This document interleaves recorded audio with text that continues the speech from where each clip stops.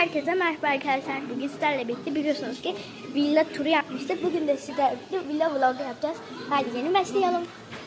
Burada böyle puflarımız var 2 tane. Ve burada böyle bir dağlık alan var. Uyurken ve yatarken gökyüzünü falan izleyebiliyoruz. Çok güzel. Aşağı ince de zaten göstereceğim. Burada yataklarımız falan var.